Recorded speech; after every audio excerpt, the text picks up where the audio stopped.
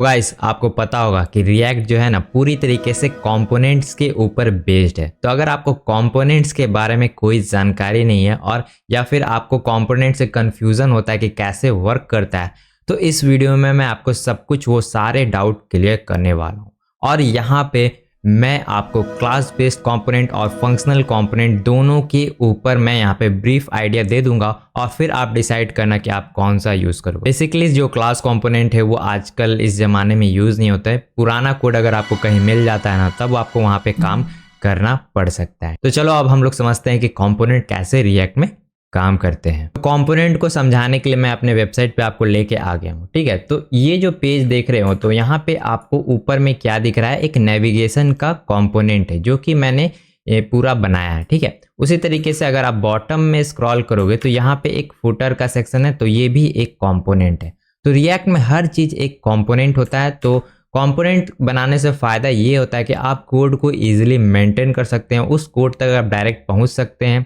और repeated code, जैसे कि ये वीडियो का देखो, ये जो वीडियो का कार्ड देख रहे हो, तो यहाँ पे मैंने क्या किया, एक सिंपल मैंने एक कंपोनेंट बनाया और इसमें डेटा को मैं चेंज कर रहा हूँ। तो यहाँ पे सिर्फ टाइटल चेंज कर रहा हूँ और इमेज चेंज कर रहा हूँ, जिससे मैं इस कंपोनेंट जो वीडियो कंपोनेंट है उसको बार बार यूज कर पा रहा हूँ। ठीक है, तो ये कंपोनेंट में मैं दिखाऊंगा आपको थोड़ी देर में कि कैसे मैंने यूज किया था। उसी तरीके से यहाँ पर मैंने दो कंपोनेंट बनाए। ये जो लंबा कंपोनेंट देख रहे हैं, इसको मैंने 2 बार यूज किया, क्योंकि देखो ये आपको एक जैसा लग रहा होगा, लग रहा है ना एक जैसा। बस मैंने क्या किया, इसमें डेटा चेंज कर दिया है, इमेज चेंज कर दिया है और ऐसा कुछ किया। तो कंपोनेंट से बेसिकली आप लोग कोड को रीयूज कर सकते हैं। तो कंपोनेंट को विजुअलाइज करने के लिए एक मैंने फिगर भी बनाया ताकि आप लोग कुछ अच्छे तरीके से समझ जाओ।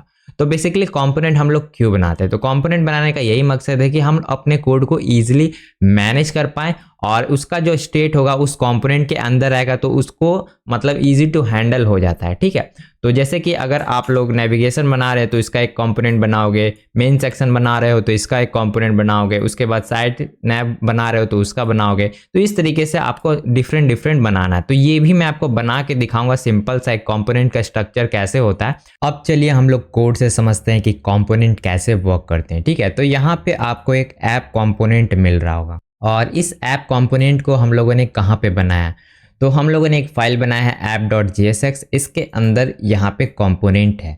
ठीक है, तो ये जो कंपोनेंट है वो काफ़ी आपको इजीली समझ में आ जाएगा, क्योंकि ये एक सिंपल सा फंक्शन है। ठीक है, तो मैं आपको एकदम शुरू से बना के सिखा देता हूँ तो ज़्यादा आपको समझ में आएगा। तो यहाँ पे क्या बनाना है, आपको सिंपल एक फंक्शन बनाना है और फंक्शन बना के सिंपल आपका जो कंपोनेंट का नाम है उसे कैपिटल लेटर में रखना है। ठीक है, तो यहाँ पे ऐप लिखेंगे जो कि कैपिटल है और मेक श्योर हो जाए कि जो आपका फाइल नेम है, जैसे कि ये फाइल नेम है app.jsx, तो यहाँ पे हमारा जो कंपोनेंट का नाम है वो सेम होना चाहिए। ठीक है, तो यहाँ पे ऐप ही लिखेंगे और उसके बाद यहाँ पे एक सिंपल सा फंक्शन। तो नॉर्मल फंक्शन में क्या होता है कि आप लोग यहाँ पे कैपिटल लेटर स्टार्टिंग में नहीं देते हैं, लेकिन जो भी कंपोनेंट वाला फंक्शन आप बनाते हो वहाँ पे एक कैपिटल लेटर शुरू में होता है। ठीक है, उसके बाद यहाँ पे एक रिटर्न स्टेटमेंट देना है और इस रिटर्न स्टेटमेंट में हम लोग क्या पास करेंगे, यहाँ पे पास करेंगे HTML का कोड। ठीक है, तो यहाँ पे लिखेंगे h1 और हेलो वर्ल्ड। ठीक है, तो ये एक HTML का कोड है, लेकिन रिएक्ट के अंदर ये जो कोड है ना, इसको हम लोग JSX बोलते हैं, जो कि मैं आपको जो नेक्स्ट वीडियो इसके बाद आने वाला है ना उसके अंदर एकदम अच्छे से एक्सप्लेन करूंगा। अभी फिलहाल के लिए आप इसे HTML ही समझो। ठीक है, ज़्यादा कोई दिमाग लगाने की ज़रूरत नहीं है। ठीक है, तो यहाँ पे आपको एक एरर थ्रो कर रहा है कि यहाँ पे जो ऐप है वो कहीं पे यूज़ नहीं हो पा रहा है। यानी कि अभी अगर मैं यहाँ पे main.jsx के फाइल में जाऊँ तो यहाँ पे हम लोग ऐप को निकाल रहे हैं, यानी इंपोर्ट कर रहे हैं इस फाइल से। ठीक है, इस फाइल से इंपोर्ट कर रहे हैं, लेकिन यहाँ से तो एक्सपोर्ट कर ही नहीं रही है। तो जब भी हम लोग कोई कंपोनेंट को दूसरे फाइल में यूज़ करना चाहते हैं ना, तो हमें इस कंपोनेंट को बाहर निकालने का परमिशन देना पड़ता है। ठीक है, तो यहाँ पे हम लोग क्या करेंगे, परमिशन दे देंगे। तो यहाँ पे लिखेंगे एक्सपोर्ट डिफॉल्ट और ऐप।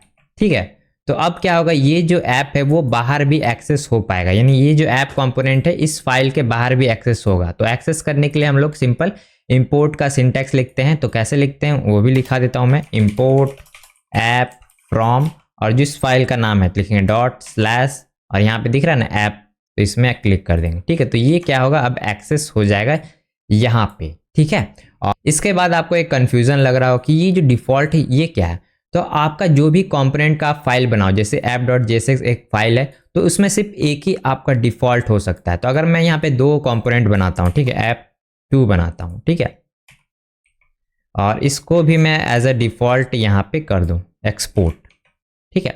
तो यहाँ पे एरर थ्रो करेगा और बोलेगा कि डुप्लीकेट एक्सपोर्ट डिफ़ॉल्ट। तो डिफ़ॉल्ट आपका सिर्फ एक ही हो सकता है, लेकिन हम लोग यहाँ पे 2 कर रहे हैं इसलिए यहाँ पे दिक्कत हो रहा है। तो इसको हम लोग नॉर्मल एक्सपोर्ट भी कर सकते हैं, तो यहाँ पे लगा देंगे नॉर्मल एक्सपोर्ट। तो इस टाइप का जो एक्सपोर्ट होगा उसको एक्सेस करने का थोड़ा अलग सिंटैक्स है। तो यहाँ पे जाएंगे, अगर मैं लिखूँगा इम्पोर्ट और यहाँ पे करली ब्रेसेस देना है और सेम यहाँ पे रहेगा ./ऐप, ठीक है। और यहाँ पे ऐप2 को हम लोग एक्सेस कर सकते हैं, देखो आ गया, ठीक है। तो डिफ़ॉल्ट एक्सपोर्ट कुछ इस तरीके से इंपोर्ट किए जाते हैं और जो नॉन डिफ़ॉल्ट एक्सपोर्ट है कुछ इस तरीके से किए जा सकते हैं। तो अगर मैं यहाँ पे और बनाऊंगा, जैसे कि चलिए मैं एक और बना लेता हूँ, ऐप3 बना लेता हूँ, ठीक है। ऐप3 बना लिया और इसको मैं यहाँ पे एक्सेस करना चाहूँगा, तो यहाँ पे सिंपल कर सकते हैं ऐप3, ठीक है। तो एक ही लाइन में आपका जो नॉर्मल एक्सपोर्ट है वो काम करता है, लेकिन जो डिफ़ॉल्ट है आपका कुछ ऐसा करना है। और यहाँ पे देखो ये जो फाइल्स है वो कॉमन है, तो आप लोग इसको ऐसा भी कुछ कर सकते हो, यहाँ पे कॉमा लगाओ और यहाँ पे डाल दो, तो एग्जैक्टली सेम ही वर्क करेगा, ठीक है। तो ये आपका डिफ़ॉल्ट एक्सपोर्ट और नॉर्मल एक्सपोर्ट में आपको डिफरेंस पता चल गया होगा कि क्या है, ठीक है। और गाइज यहाँ पे 2 तरीके हैं जिनका यूज़ करके आप लोग रिएक्ट के अंदर कंपोनेंट्स बना सकते हो। तो पहला तरीका है वो है आपका क्लास बेस्ड कंपोनेंट, दूसरा है आपका फंक्शनल कंपोनेंट। और फिलहाल अभी जो मॉडर्न रिएक्ट है ना, उसके अंदर सिर्फ फंक्शनल कंपोनेंट का ही यूज़ किया जाता है और जो क्लास बेस्ड कंपोनेंट है उसको काफ़ी लोग अब यूज़ नहीं करते। तो अगर आप लोग पुराना एप्लीकेशन पे कभी वर्क करते हो जो कि पहले बना था 3-4 साल पहले, तो उसके अंदर आपको क्लास बेस्ड कंपोनेंट का यूज़ देखने को मिल सकता है। तो इस चक्कर में आपको दोनों सीखना पड़ सकता है। अगर आपको कोई लीगेसी कोड मैनेज करने के लिए कोई दे देता है ना, तो उस चक्कर में आपको क्लास बेस्ड कंपोनेंट की भी थोड़ी बहुत तो जानकारी होनी चाहिए। अगर आपको कोई वैसा कोड दे देगा तो आपको काम तो करना ही है, ठीक है। अब यहाँ पे आप लोग गौर से देखो, तो ये जो कंपोनेंट आप लोग देख रहे हो इसे कहते हैं फंक्शनल कंपोनेंट, और इधर वाला जो देख रहे हैं राइट साइड वाला इसे बोलते हैं क्लास बेस्ड कंपोनेंट। तो कौन सा कंपोनेंट आपको इजी टू अंडरस्टैंड लग रहा है? ये क्लास वाला थोड़ा लग रहा होगा कि भाई यहाँ पे क्या ही कोड किया हुआ है। थोड़ा बिगिनर्स को समझने में दिक्कत होती है, मुझे पता है, क्योंकि मुझे भी हुई थी शुरू में। लेकिन यहाँ जो फंक्शनल वाला है देखो कितना आसान है। तो इसी रीज़न के वजह से क्या हुआ कि जो रिएक्ट की टीम है ना, इस क्लास कंपोनेंट को अब यूज़ नहीं करते हैं, और जो न्यूअर वर्जन होता है उसमें हर जगह यहाँ पे फंक्शनल बेस्ड प्रोग्रामिंग का यूज़ किया जा रहा है और फंक्शन वाले कंपोनेंट हम लोग बनाते हैं न्यू सिंटैक्स में, ठीक है। तो जो भी नया वर्जन है सब में हम लोग यहाँ पे फंक्शनल कंपोनेंट का ही यूज़ करते ही हैं। और फंक्शनल कंपोनेंट और क्लास बेस्ड कंपोनेंट के बीच में क्या डिफरेंस है ना, इन दोनों के ऊपर मैं एक डेडिकेटेड वीडियो बनाऊंगा ताकि आपको अच्छे से समझा सको। फिलहाल इस टॉपिक में हम लोग सिर्फ कंपोनेंट समझ रहे हैं कि कंपोनेंट कैसे बनाते हैं और कैसे उसे मेंटेन करते हैं, ये सब कुछ हम लोग को सीखना है, ठीक है। तो अब हम लोग एक एग्जाम्पल बनाएंगे जिससे आप लोग फेमिलियर हो जाओगे। जैसे कि मैंने आपको यहाँ पे एक बनवाया था ना ये चीज़ डायग्राम, इसी टाइप का एक हम लोग अब फिगर बनाएंगे जहाँ पे हम लोग 4 कंपोनेंट बनाएंगे, ये और ये, ठीक है। तो ये कंपोनेंट कैसे बनेंगे अब हम लोग वो देखेंगे। तो अब चलिए फटाफट से ये वाला जो एग्जाम्पल है वो क्रिएट करते हैं ताकि आपको कंपोनेंट अच्छे से समझ में आ जाए, ठीक है। तो अब मैं क्या करूँगा, ये जो नेविगेशन है वो पहले क्रिएट करूँगा, ठीक है। तो सबसे पहले तो मैं एक यहाँ पे एक डिव क्रिएट कर लेता हूँ अभी के लिए, और इसके अंदर मैं एक नैब बनाऊंगा, नैब, ठीक है। और नैब के अंदर सिंपल टेक्स्ट लिख दूंगा नेविगेशन, ठीक है। और उसके बाद यहाँ पे एक और बनाएंगे मेन सेक्शन, मेन, और मेन के अंदर लिख देंगे मेन सेक्शन, ठीक है। उसके बाद एक साइड बार बनाएंगे असाइड, ठीक है, साइड ले लेते हैं, और इसके अंदर लिखेंगे साइड बार, ठीक है। साइड बार है क्या, इसका नाम है साइड नैब, ठीक है, वो कर देते हैं साइड नैब। और इतना करने के बाद अब है नीचे एक फुटर, तो फुटर भी क्रिएट कर लेते हैं, फुटर, ठीक है। और फुटर में लिख देते हैं फुटर, ठीक है। तो यहाँ पे आपको 4 कंपोनेंट हो गए। तो ये कंपोनेंट इतना सिंपल नहीं होता है, आपको थोड़ा मेहनत करनी पड़ती है। तो अब मैं क्या करूँगा, इस कंपोनेंट को अलग अलग कंपोनेंट यानी फाइल्स में रखूँगा, ठीक है। तो इसके लिए सिंपल मैं यहाँ पे सोर्स के अंदर एक कंपोनेंट्स का फोल्डर बनाऊंगा, कंपोनेंट्स, ठीक है। और उसके बाद यहाँ पे एक फ़ाइल क्रिएट करेंगे नेविगेशन के लिए। तो ये जो नेविगेशन है ना, उसके लिए ये फाइल क्रिएट करेंगे, लिखें navigation.jsx, ठीक है। और इसके अंदर हम लोग अब फंक्शनल कंपोनेंट बना रहे हैं ना, तो अब मैं एरो फंक्शन का यूज़ करता हूँ, ठीक है। तो यहाँ पे लिखे कॉन्स्ट और फंक्शन का क्या नाम है, नेविगेशन, ठीक है। और ये एरो फंक्शन कुछ ऐसा होगा और सिंपल इसे एक्सपोर्ट कर देंगे, एक्सपोर्ट डिफ़ॉल्ट नेविगेशन, ठीक है। और यहाँ पे रिटर्न कर देंगे कौन सा कोड, ये जो कोड है नेविगेशन का, ये हम लोग यहाँ पे रिटर्न कर देंगे यहाँ पे, ठीक है। अब ये जो नेविगेशन है मुझे यहाँ पर चाहिए, तो कैसे मिलेगा, तो यहाँ पे इंपोर्ट करना पड़ेगा, ठीक है। इंपोर्ट नेविगेशन फ्रॉम ./component/navigation, ठीक है। तो इस तरीके से इंपोर्ट हो गया। अब इसको यूज़ करना, अगर ये यूज़ नहीं होगा तो इसका कलर देखो मतलब अजीब हो जाएगा, ग्रे हो जाएगा और नीचे वार्निंग आ रहा है, ठीक है। तो यहाँ पे सिंपल अब इसको यूज़ करना है, तो लिखेंगे नेविगेशन, ठीक है। और ये जो कंपोनेंट है वो सेल्फ क्लोजिंग भी आप कर सकते हो, तो इसको मैं सेल्फ क्लोजिंग कर सकता हूँ, तो कर देता हूँ, ठीक है। तो ये थोड़ा ज़्यादा क्लीन लग रहा है, ठीक है। उसके बाद हम लोग यहाँ पे दूसरा कंपोनेंट बनाएंगे साइड नैव, ठीक है। तो साइड नैव भी बना लेते हैं, तो ये फटाफट से हो जाएगा साइड नैव डॉट JSX, ठीक है। और अब देखो यहाँ पे ये लिखने के लिए हम लोग को थोड़ा मेहनत करनी पड़ी थी ना, अब थोड़ा कम मेहनत लगेगी। यहाँ पे हम लोग एक एक्सटेंशन यूज़ कर सकते हैं, रिएक्ट लिखते हैं यहाँ पे, अपने आप आ जाएगा। तो रिएक्ट का ये जो ES7 स्निपेट है ना, ये वाला, ये आप इंस्टॉल करने ला, ये ES7 रिएक्ट रिडक्स, ये इंस्टॉल कर लोगे ना तो एक शॉर्टकट मिलता है। तो एक अगर यहाँ पे मैं शॉर्टकट लिखूँ RAFCE, ठीक है, यहाँ पे दिख रहा है रिएक्ट एरो फंक्शनल, ठीक है। तो इस पर जैसे मैं क्लिक करूँगा तो यहाँ पे देखो ऑटोमेटिक क्रिएट हो गया, ठीक है। और अब क्या करेंगे, सिंपल जाएंगे ऐप में और ये जो कोड है साइड वाला, ये मैं यहाँ रख देता हूँ, कहाँ, यहाँ पे, ठीक है। और फटाफट से अब मैं मेन सेक्शन के लिए बना लेता हूँ, मेन सेक्शन डॉट JSX। उसी तरीके से फुटर के लिए फुटर डॉट JSX और यहाँ पे लिखेंगे RAFCE। उसी तरीके से फुटर में लिखेंगे RAFCE। तो ये एक्सटेंशन इंस्टॉल करोगे तभी होगा, ठीक है। और इसके बाद यहाँ पे जो कोड है ये मैं मेन वाला यहाँ कट कर देता हूँ और रिएक्ट का इंपोर्ट की ज़रूरत नहीं है, इसे हटा देते हैं। और ये फुटर का भी कोड यहाँ से कट करते हैं और यहाँ पे डाल देते हैं, ठीक है। अब हमें सबको इंपोर्ट करना होगा, तो अब मैं शॉर्टकट तरीके से करूँगा। यहाँ पे मैं लिखूँ एंगल ब्रैकेट और मेरा कंपोनेंट क्या है, मैंने बनाया था ना मेन सेक्शन, ठीक है, आ गया। उसके बाद यहाँ पे साइड नैव आ गया और इसके बाद फुटर, ठीक है। तो ये तो देखो कितना आसानी से फटाफट से इंपोर्ट हो गया, ठीक है। तो ये कैसे इंपोर्ट काम कर रहा है, तो यहाँ पे आपका VS कोड हेल्प कर रहा है। तो अगर मैं यहाँ पे एरो दबाऊं और यहाँ पे लिखूं मेन और जैसे मैं इस पर क्लिक करूँगा ना तो ये ऑटोमेटिक यहाँ पे इंपोर्ट हो जाता है। तो आपको ये लिखने की ज़रूरत है नहीं, ठीक है।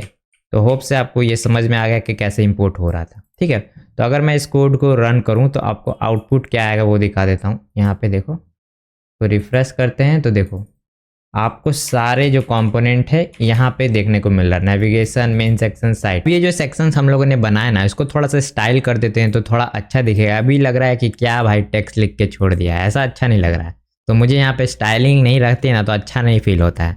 तो सबके लिए मैं एक क्लास बना लेता हूँ। तो पहले मैं एक CSS को रीसेट कर देता हूँ, ठीक है। तो एस्ट्रिक का यूज़ करेंगे और मार्जिन जितना है सबको 0 कर देंगे और यहाँ बॉक्स साइजिंग सबको कर देंगे बॉर्डर बॉक्स, ठीक है। ये चीज़ तो करना ही पड़ता है। उसके बाद यहाँ नेविगेशन के लिए क्लास बना लेते हैं। तो यहाँ पे लिखते हैं नेविगेशन। तो क्लास नेम आप कुछ भी रख सकते हो, मैंने सिंपल यही रख लिया, ठीक है। उसके बाद मेन का मैं एक बना लेता हूँ और एक बना लेता हूँ साइड बार, ठीक है, साइड बार। और लास्ट में एक फुटर का फुटर, ठीक है। तो ऐसा कुछ है। तो ये जो क्लास है सबको मैं अप्लाई कर देता हूँ। तो सबसे पहले नेविगेशन में आते हैं और ये जो आप देख रहे हैं ना, इसमें क्लास लिखने के लिए आपको कुछ ऐसा लिखना पड़ता है, क्लास नेम लिखना पड़ता है, क्योंकि ये जो क्लास है ना रिजर्व कीवर्ड है। किस लिए रिजर्व है? क्योंकि यहाँ पे अगर आपने देखा होगा क्लास कंपोनेंट जो हम लोगों ने यहाँ पे बनाया था ना, यहाँ पे ऑलरेडी क्लास का यूज है। इस वजह से यहाँ पे जो भी JSX का कोड होता है ना, उसके अंदर हम लोग को क्लास नेम का यूज करना पड़ता है ताकि दोनों में कॉन्फ्लिक्ट ना आए, ठीक है। उसके बाद यहाँ पे सिंपल नेविगेशन लिख देंगे, नेविगेशन, ठीक है, यहाँ डॉट नहीं देना है, ठीक है, नेविगेशन। और इसके बाद यहाँ पे अप्लाई कर देते हैं, साइड बार था ना इसका, क्लास नेम साइड बार। उसी तरीके से मेन में कर देते हैं, इसका शायद डायरेक्ट मेन ही था, क्लास नेम मेन, और लास्ट में इसको फुटर देते। तो इसको डायरेक्ट एलिमेंट से भी सिलेक्ट किया जा सकता था, लेकिन चलिए मैं यहाँ पे ऐसे ही कर रहा हूँ, ठीक है, फुटर, ठीक है। तो यहाँ पे सारे क्लास नेम कर दिए। तो अब चलिए थोड़ा स्टाइलिंग फटाफट से करते हैं। तो इसको मैं कलर को मान लीजिए रेड कर देता हूँ। तो यहाँ पे देखो कहीं पर भी रेड नहीं हुआ, क्योंकि ये जो CSS है ना, इसको हम लोगों ने कहीं पे अप्लाई नहीं किया है, ठीक है। तो इसको मैं ऐप में जाता हूँ, ठीक है, और यहाँ पे इंपोर्ट करता हूँ, इंपोर्ट और ./app.css, ठीक है। तो ये जैसे मैंने ये CSS फाइल अप्लाई किया ना, तो ये सारे कंपोनेंट को ये CSS का फाइल का पावर मिल चुका है, ठीक है। तो अब हम लोग यहाँ पे कोई भी क्लास का जो भी यहाँ पे अप्लाई कर रहे हैं ना, उसको डायरेक्टली यहाँ CSS से कंट्रोल कर सकते हैं, ठीक है। तो अब मैं क्या करूँगा, सिंपल इसको बैकग्राउंड दे दूंगा। एक मैं सेंटर के लिए बना लेता हूँ, टेक्स्ट सेंटर के लिए यहाँ पे मैं ग्रिड लिखता हूँ, सेंटर लिखते हैं, display grid, place items centre, ठीक है। इससे सब कुछ सेंटर में आ जाएगा, ठीक है। तो ये चीज़ को मैं अप्लाई कर देता हूँ पहले तो नेविगेशन पे। तो यहाँ पे एक और क्लास नेम के लिखेंगे सेंटर, ठीक है। तो देखो सेंटर में आ गया। उसी तरीके से मेन में भी लिख देता हूँ, यहाँ पर भी सेंटर, साइड में भी लिख देते हैं सेंटर। कौन बच गया? फुटर, फुटर में भी लिख देते हैं सेंटर। तो अब देखो सब कुछ सेंटर में आ गया। तो अब मैं क्या करूँगा, फटाफट से इनको बैकग्राउंड कलर दूंगा। तो इसको बैकग्राउंड कलर दे देते हैं रेड, इसका कलर दे देते हैं वाइट, ठीक है। और इसको हाइट दे देते हैं 70 पिक्सल, ठीक है। ये ज़्यादा बड़ा हो गया, कोई नहीं, 100% करते हैं, हाँ, ठीक है। और इसके बाद ये जो मेन है, इसको भी हम लोग एक कलर दे देते हैं और इसको हाइट दे देते हैं, इसको हाइट दे देते हैं 80 VH, और इसको भी कलर दे देते हैं, एक ग्रीन दे देते हैं, ठीक है। इसको दे देते हैं ग्रीन, ठीक है, ग्रीन हो गया। और नीचे का फुटर है, इसको सेलेक्ट कर लेते हैं, इसको दे देते हैं ब्लू। तो मैं इसी को पूरा कॉपी करता हूँ और इसको कर देते हैं ब्लू, ठीक है। और इसका हाइट को छेड़ेंगे नहीं, हाइट इसका कर देते हैं 70 कर देते हैं, हाइट 70 पिक्सल, ठीक है। और ये जो 80 VH है ना, इसमें माइनस कर देंगे। तो कैल्क का फंक्शन लगाएंगे, कैल्क 100 VH माइनस 140 पिक्सल। तो ये ऐसा इसलिए मैंने किया क्योंकि ये जो दोनों हैं, मतलब नेविगेशन और फुटर को मिला के कितना होता है 140 पिक्सल, तो इसलिए इसको माइनस कर दिया। और ये साइड बार को बगल में दिखाना है, ठीक है। तो मैं क्या करता हूँ, यहाँ पे मेन कंटेनर नाम से क्लास बना लेता हूँ और इसमें लिखता हूँ डिस्प्ले फ्लैग्स, ठीक है। और ये जो चीज़ है, मैं app.jsx में आता हूँ और इन दोनों को एक डिव में व्रैप कर देता हूँ, डिव, और इसमें क्लास नेम अप्लाई कर देते हैं मेन सेक्शन। मेन सेक्शन ही था ना, एक बार देख लेते हैं। मेन कंटेनर है भाई, मेन कंटेनर करेंगे तो देखो साइड बाय साइड आ गया।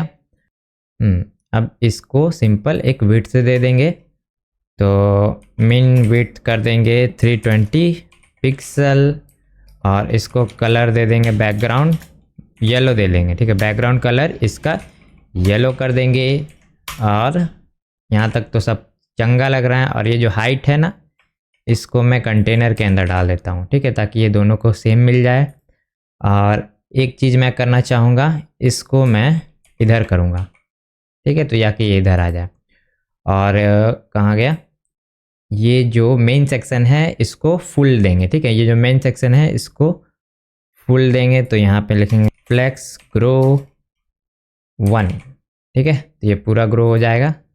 तो अब ये देखो बन गया हमारा मस्त कंपोनेंट, ठीक है। तो अलग अलग कंपोनेंट देखा आप लोगों ने कैसे हम लोगों ने बनाया। अब मैं आपको एक कंपोनेंट का सुपर पावर दिखाता हूँ जो कि मैं हमेशा यूज़ करता हूँ और कोई भी रिएक्ट डेवलपर जरूर से उसका यूज़ करता है।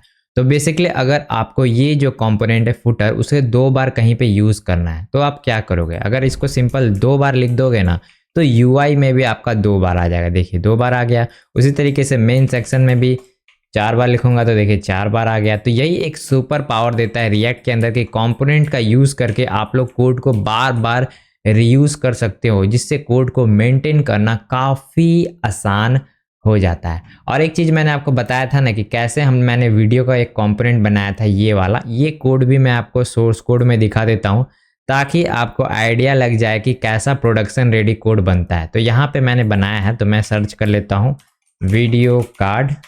तो ये कंपोनेंट है जो कि इसके लिए जिम्मेदार है। ये जो देख रहे हैं ना ये कंपोनेंट, ये है पूरा, देखिए कितना बड़ा कोड है, मात्र 50 लाइन का कोड है।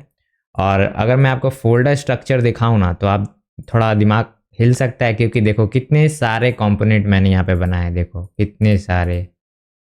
यहाँ पे देखो इनपुट का है और भी काफ़ी सारे कंपोनेंट। और कंपोनेंट को वेल नाम देना काफ़ी ज़रूरी है, क्योंकि अगर आप खोज नहीं पाएंगे, जैसे कि ये कंपोनेंट देखा ये कोड, तो इसको मुझे डायरेक्ट यहाँ पे अगर मान लीजिए तुरंत से एडिट करना है जाके, तो मैं सिंपल ये जो वीडियो कार्ड नाम से मैंने बनाया है ना यूट्यूब वीडियो कार्ड, अगर मैं इस पर क्लिक करूँगा तो डायरेक्ट मैं यहाँ पे जाके एडिट कर सकता हूँ। इससे मुझे मेंटेन करने में काफ़ी आसानी होगी, ठीक है। तो इस तरीके से आपका कंपोनेंट वर्क करता है। तो आपको जितना हो सके मैंने सब कुछ बता दिया कंपोनेंट के रिगार्डिंग। अगर आपको ये वीडियो पसंद आता है ना तो जरूर से लाइक करो, क्योंकि लाइक नहीं करोगे तो मैं भाई इतना अच्छा वीडियो फिर से नहीं बनाऊंगा, ठीक है। तो इस वीडियो का लाइक गेम मात्र 100 लाइक रखते हैं। अगर इतना हो जाता है ना तो आगे और भी मस्त मस्त वीडियो आएंगे। और एक बात, अगर आपने ये वाला जो प्लेलिस्ट है उसे एक्सेस नहीं किया तो जरूर से कर लो, क्योंकि इसके अंदर रिएक्ट के रिलेटेड जितने भी कॉन्सेप्ट और टॉपिक्स है वो सारे इसके अंदर आने वाले हैं। तो अगर आप लोग रिवीजन कर रहे हो या फिर कोई प्रोजेक्ट बना रहे हो और कोई टॉपिक समझ नहीं आ रहा तो यहाँ पे उसके लिए वीडियोज होगा, आप लोग जरूर से देख लेना, क्योंकि इसका सीरीज में अभी बना ही रहा हूँ, ठीक है। तो मैं मिलता हूँ आपसे नेक्स्ट वीडियो में, तब तक के लिए बाय।